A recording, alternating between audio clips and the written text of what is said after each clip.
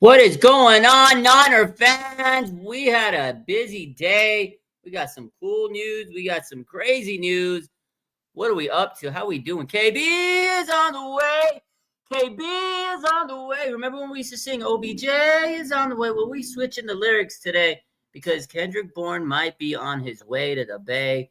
As you know, he's coming to Monday um, for an interview, for a meeting, for a let's get down to business with the Niners on Monday. So we're going to talk about that.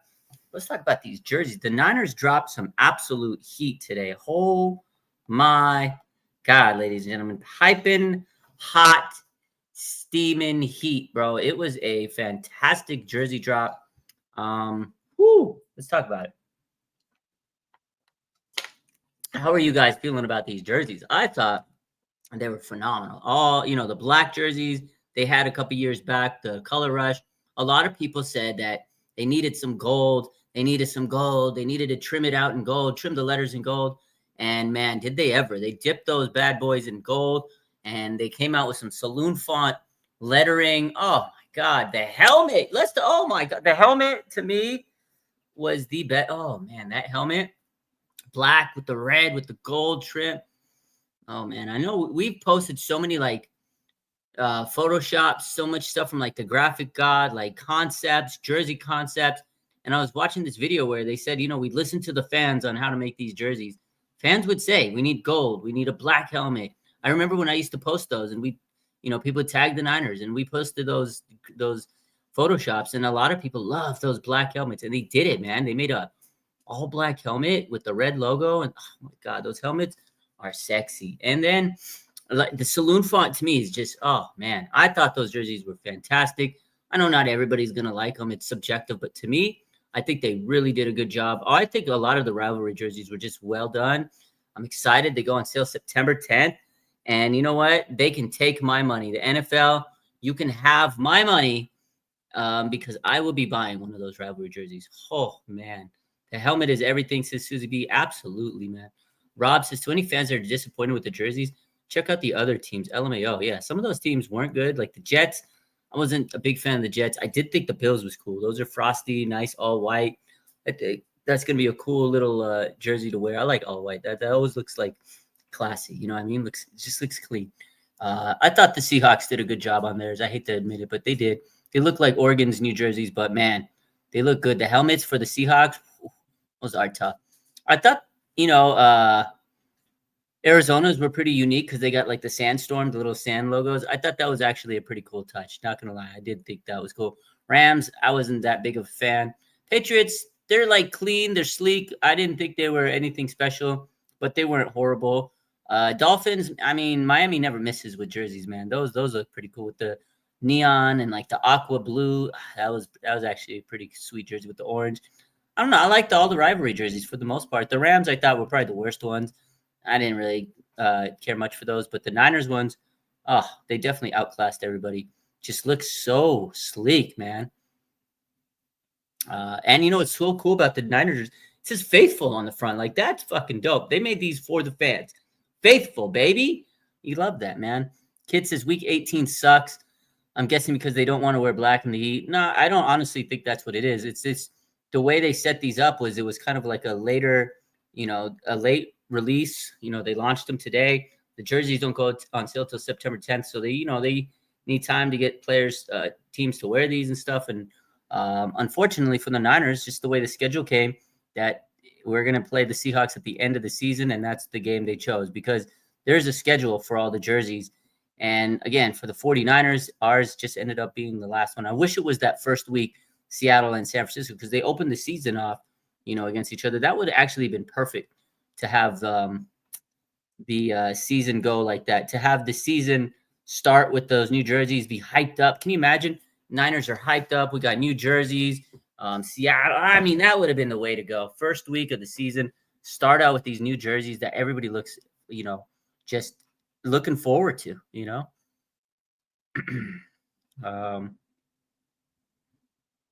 Dan says, Michael Williams has been hip to Bosa. He's learning a lot. Yeah, he was learning, soaking it all up from Bosa today at practice, but they've been doing it all off season, like during training camp, during and and Michael said he wanted to learn so much from Bosa. So as soon as Bosa got there in the offseason during mini OTAs and stuff, they've been working. So it's cool to see that kind of stuff.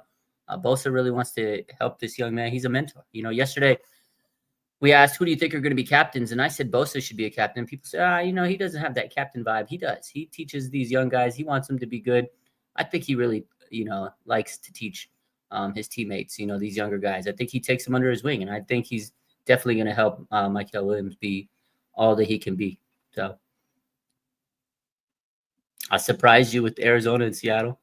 Mac going to tear it up in that jersey. Yeah, Mac Jones, week 18. Because it's going to be a game where most of your backups, if the Niners are, in the playoffs, probably won't need to play any starters. Mac Jones going to light up the house in those rivalry jerseys. So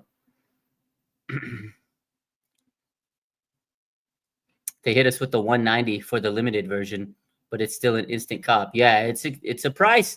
190. That's definitely a price to pay for a jersey, but I'm still going to pay. It's still a cop, instant cop. They could charge me. I'll give them $10 more to make it even 200, and they could take that from me. Like I said, take my money from me. Those jerseys are a must buy. I love them, man. Oh God, all the hype, all the videos. Like there's so much. They really did a good job. Good production. Like NFL 49ers social media team, they did a great job. There's the video where Christian McCaffrey's running in a regular jersey, and then they flip the switch when he turns in.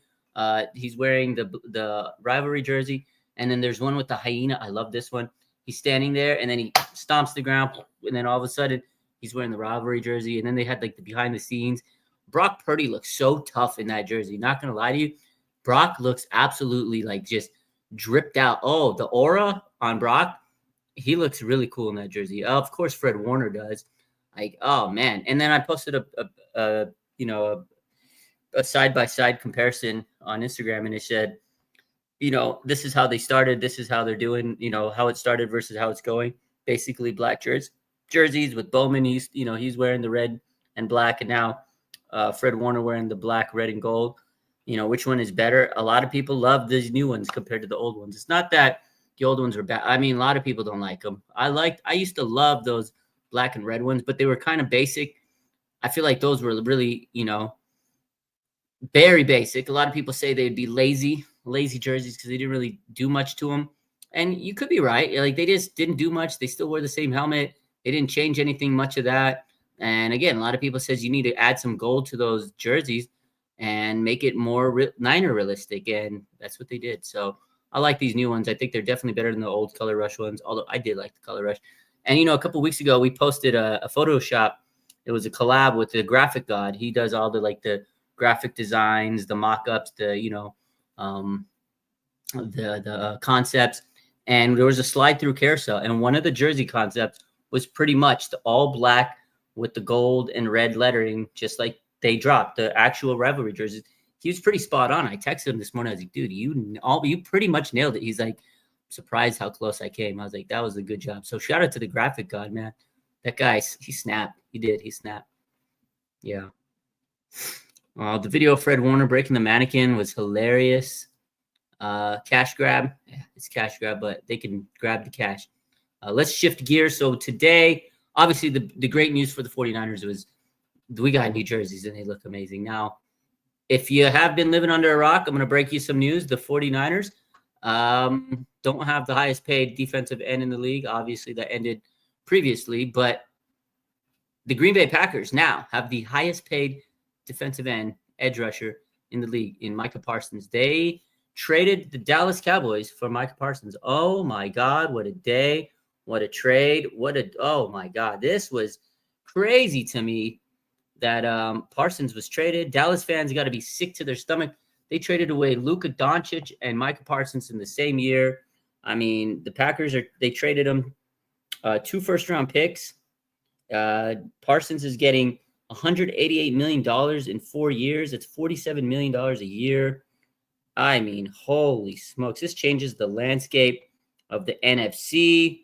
The dog, Ricky Scoops. If you guys been following on Twitter, there's the dog, right? The dog account, the anonymous dog who says, I got sources, barking rumors. And he says that the the Dallas Cowboys are going to trade him to the Green Bay Packers. People are like, you're just making stuff up. You're just a clout chaser. And he said that the trade is going to happen, and the Packers have a deal for $45 million. This was like 2 days ago. They traded him to the Packers, and the deal was worth $47 million a year. He was very close to the annual money. The dog got it right, ladies and gentlemen. The dog got it right. Shout out to Ricky Scoops, man. That guy, yeah, I'll never doubt him. Trust the dog, man. I could not believe the dog got it right. Woo! Wow, that was just insane. Unbelievable. A couple more news about it. Parsons says that he's generally going to miss Dallas. He says he and his team went back to the Cowboys about an extension with empathy when the trade interest was leaked this week. The Cowboys' response, according to Parsons, was play on the 5th year or leave. And Cowboys will give their version of events tonight at 6:30 at the Star. So there you have their story. That was Parsons' story. He says that they told him to play on the 5th year option, or you can get out of here. And he got out of there. They had a chance to stop the deal and negotiate, basically, and they declined, is what happened with the Cowboys. So crazy, man. Crazy stuff. They got 2 first-round picks, and they got Kenny Clark for Micah Parsons. Just wild, man. The Packers defense, pretty good. They got Rashawn Gary, Edgerrin Cooper, Xavier McKinney, Keyshawn Nixon, and Parsons. It's a pretty damn good defense. They're now favored to win the NFC North. They're going to be a formidable opponent. But it really depends on if Jordan Love can take that next step in his career. But, hey, Packers defense looks legit, looks amazing. Shout out to them. Unbelievable. That just shook the landscape. I was so surprised. Dallas fans got to be sick to their stomach because they traded away Parsons this summer, and they traded away Luka Doncic last year. What's up, 49ers Red Zone? What a day, huh? Those jerseys. And let's move on to the Niners. That news was crazy. We can sit here and talk about Parsons all day. Ultimately, he's not a Niner, but it does change the landscape of the NFC. I mean, you gotta sit there and say, hey, Packers, they definitely move up in the favorite rankings. They probably move up in the power rankings. A lot of people are going to pick them, and I don't blame them, man. Parsons adds a huge, factor to that defense, man, with who they have, Gary and Parsons and everybody else we mentioned on that team. So very good team. The rich get richer. Dallas, man, I don't know what Jerry Jones was thinking. He probably wasn't thinking. A lot of people were roasting him, saying that he's, senile. He's gone crazy. I don't know, man. Jerry Jones, they might need to get rid of that guy. He's crazy. Unless they're just trying to tank and get Arch Manning. I don't know. You trade away your best defensive player on your team. Players aren't happy. I know CeeDee Lamb, he wasn't too happy. I'm sure Diggs wasn't happy. It's a crazy one, man. Parsons was a big part of that team. I know he talks a lot, and as a Niner fan, and he ruffled our feathers a lot. But as a player, and as an NFL fan, he's a good ass player, man. Crazy. Sheesh.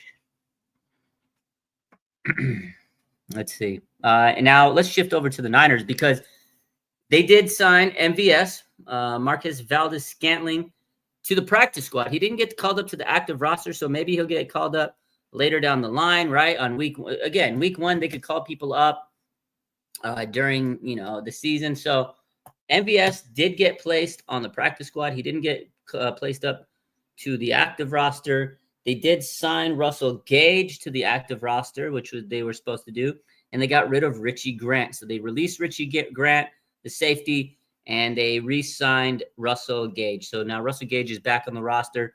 He's probably going to be one of your week 1 wide receivers. And they officially signed running back Sincere McCormick, Adrian Martinez, and Marquez Valdes-Scantling to the practice squad, as we mentioned about MVS. But Sincere McCormick and Adrian Martinez are 2 backups.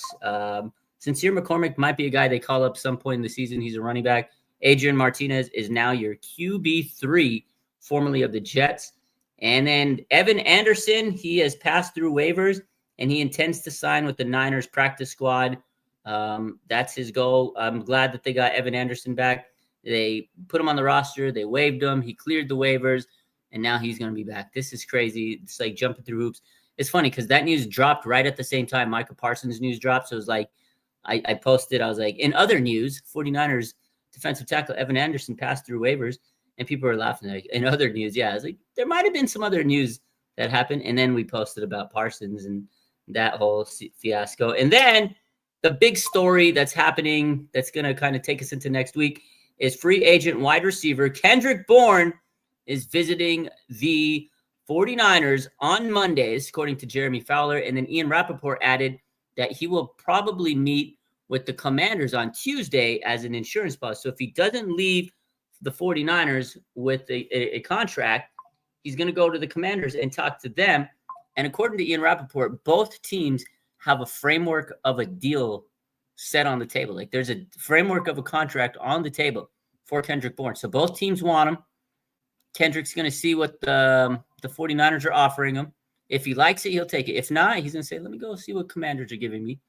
And then Deebo Samuel's going to pull up and try to wine him and dine him. I honestly think if the 49ers don't get a contract out of Kendrick Bourne on Monday, he's going to sign with the Commanders because they have his best friend in the entire NFL, Deebo Samuel. Are you kidding me? That right there is enough to lure him with the Commanders. Deebo and KB on the same roster again, that would go crazy. I'm telling you, 49ers, if you want Kendrick Bourne, you need to make sure you sign him on Monday and don't let him leave. Don't let him go to the airport to go fly to the Washington Commanders because he will sign there because his best friend in the world, Deebo Samuel, will lure him there. I'm telling you, that's my gut. Now I know a lot of people are like, oh, Kendrick Bourne, he's this, that. Look, man, Niners, they can't be choosers. They're beggars right now. Beggars can't be choosers. You need some bodies. You need some depth. And at this point, KB, he knows the team. He knows the system. He'd be a decent veteran to fill in. And you got to realize what the hell is going to happen with Juwan Jennings. If Juwan Jennings isn't playing week one, you need someone out there. And Kendrick Bourne, he basically was Juwan Jennings before Juwan Jennings. So there you go. KB over MVS any day of the week. Absolutely. KB was a dog, man. I know the last couple of years haven't been too kind for him because he got some injuries. But if he's healthy, man, KB's a nice little receiver. He did a lot of stuff that Juwan Jennings did. He blocked. He was a good blocker, an able, willing guy to do that stuff. He was a possession guy. He'd get you first downs. He'd get you touchdowns. He was a locker room guy, rah, get you hyped up. He could come out with the boom box. He's going to, never back down from anything. He's got your back. Sounds a lot like Juwan Jennings. Juwan Jennings is a little bit more gritty. He's got a little bit more aggressiveness to him. But KB, man, before Juwan Jennings, there was KB. So I like KB. KB, do you love me? Remember that? KB, do you love me? Clinton says, JJ a diva now? He was my favorite player. I don't know how. I don't know now. These contract situations, they get people's feelings upset. They get people irritated. It brings out a different person in you. When money's involved, you get a little different, no matter what. You guys have jobs, when they start messing with your money, you feel a certain way. So I'm sure he's feeling a certain way because he doesn't like his coin to be, taken advantage of or in his mind, disrespected. But the big thing with Juwan Jennings is he did sign a contract last year and they're just trying to honor it. And now he just wants more. And it's a weird situation. John Lynch seemed very frustrated yesterday in his press conference. We talked about that. But at the end of the day, man, the Niners have to say, put their foot down. We can't just pay you because you want more money. If we pay you because you just want more money, because, you were thrown into the fire last year, I get it, but thank you. But earn your money. We'll pay you more at the end of the season. But it sets a precedent, like I've said all offseason, and they're going to have to pay him whatever he wants, and they're going to have to pay other players whatever they want every year. It's just you got to be firm. You got to put your foot down, and there's got to be rules. Otherwise, you're just going to be running a team without any rules, and that's not good. So play under the contract. I get it. It's not right. I get it. It's a business, but still, if you're under contract, you got to play. I agree, Clinton. At the end of the day, man, you're under contract. You got to play. Now you're just screwing over the team, man. And then, John Lynch basically said, look, there was a trade offer that we were going to trade. We were going to, he asked us, let's go for a trade. That was on the table, but he says, now it's not. So now you need to figure out, Juwan Jennings, you need to play. If not, hey, you got a calf injury, you're going to be inactive. I'm telling you, they're going to tell him, you're going to be inactive. You got a calf injury, we can't play. And his contract is based on incentives. A lot of it is based off incentives. catches, touchdowns, certain amount of snaps. If he doesn't reach those things, he's missing out on millions of dollars. So it really behooves him to play on Sunday and every day, unless he's genuinely injured. So it's going to get interesting, ladies and gentlemen. We've had a lot of breaking news this week. Trey Henderson, Terry McLaurin. We had, Brian Robinson Jr. We had Micah Parsons. The next big news basically is Juwan Jennings. Niners have the last big news. We got the last big news left in the offseason because we always have drama. We always are one of the last teams to have breaking news. We'll see. Kendrick Bourne might be on the way, and he might have a bigger role than many imagine. KB is on the way. I think he's going to come here. John Lynch is going to wine and dine him, and he's going to tell him, come back, baby. We love you. We miss you. I think all the players that used to be here, George Kittle, are going to be hyped to see him. But if he leaves without a contract and he goes to Washington, there's no way he doesn't leave Commanders without a contract. You think he's going to say no to Debo? I just don't see that. I think he's got to sign. We need him. And again, I know he's not the greatest receiver out there, but at this point, with the week before the season, on Monday, it'll be 6 days before kickoff. You absolutely need to make sure you have players that you can trust, and you need some players. You can't really find too many people 6 days before the season that understand the system.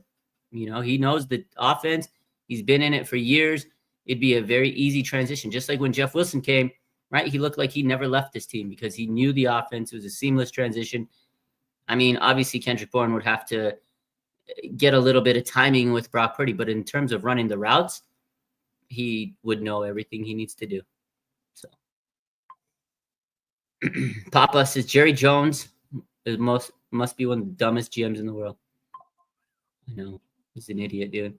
What's up, Big Brig? Late? Yeah, better late than never. What's up, 49er? 25. Football season is not dramatic without the Niners adding. You know what? If the Niners didn't exist, football season would not be nearly as fun, as dramatic, as juicy. The content would not be as great as it is. The Niners add a big amount of drama and news and flair to the NFL season. That's why there's so many damn Niner content creators. Like, it's probably the most saturated market out of all the NFL teams. It's kind of crazy. So, Law of Awe says, with KB, now that would be a stout wide receiver group with the aforementioned guys.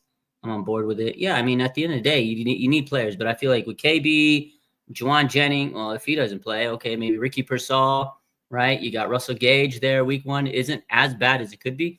Now you got to realize the first few weeks might be a little shaky, right? Oh, Sky Moore as well. So you got some people you could probably call up: Chosen Anderson, Malik Turner.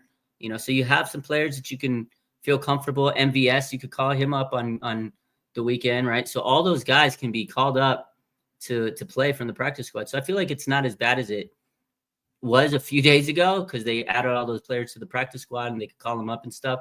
So yeah, first few weeks might be a little different, but once players start coming back, maybe Jennings, BA, Watkins, we're going to be cooking, baby. So what's good, Lotha? What's good, man? I'm doing well. California Man says, I'd rather have Jed York than Jerry Jones. 100%. Jed York, he's made mistakes for sure, but he's done a lot better over the last couple of years. I got a lot more respect for Jed York. Jerry Jones, he just needs to step down, man. Jed York looks great about it now compared to Jerry Jones. If KB came back to the Niners, would he be signed to the practice squad like MVS or to the 53? It's a good question. I feel like KB might actually go to the 53-man roster unless he's, not 100%, healthy. But if they sign him, he'd have to pass his physical. I think he'd go to the 53 just because, he understands the roster and everything. But then you'd have to cut someone to get him in. Who are you going to cut? So it might be easier just to put him on the practice squad. A lot of times it is. And then you can figure out, okay, you could cut a guy from the practice squad. You know that they're not a liability to get cut or claimed. So then on Saturday, you can elevate KB to the active roster. So it really depends on who they'd have to cut. And wide receiver right now, is Jordan Watkins healthy? If he's not, then yeah, maybe you have to release him and then hope you get him back. So that's a good question, because then if you have someone you could put on the injured reserve, you can open up that spot for Kendrick Bourne, and then you put him on the active roster. So I would say the active roster, but then if you do put him on the active roster, you need to make sure you have someone that you can release from the team. And I think at this point, everybody that's on the team should be ready to play week 1. So, and you don't want to release them because then they can get claimed. So now that I think about it, probably practice squad. And then that way you can just call them up on Saturday, which is what they did with MVS. And I'm sure that MVS is going to get called up on Saturday before the game. So Debbie says, did JJ get your prescribed treatment for the CONCAF? Yeah, not yet. He's got a CONCAF situation. If you guys don't know what a CONCAF is, it's half contract, half calf injury. He's dealing with both. He's got a contract. He's got a calf. CONCAF, ladies and gentlemen. Does that change their deal when they sign and then go to the practice squad? Yeah, money's different on the practice squad compared to if they sign you to a 1-year deal and you're on the active roster. It's different money. So, yeah, your money does get changed. It's kind of crazy, man. These guys get signed to that practice squad and the active roster and this and that. But once you're on the practice squad, it's a little different. But once you get called up, right, there's bonuses and things like that. It's a whole situation with, the money. But if you get guaranteed money, that guaranteed money is great, whether you're on the practice squad or not. So a lot of those guys, like last year, Evan Anderson, he was undrafted. And that's why a lot of people figured he would be around the team for a while. He was an undrafted free agent. And he got I can't remember the exact number, but he got a high amount of guaranteed money as an undrafted player. So people are like, well, they're not going to get rid of him. He's not going to at least make practice squad. But he was making more than most practice squad players because they gave him an upfront guaranteed on his contract. So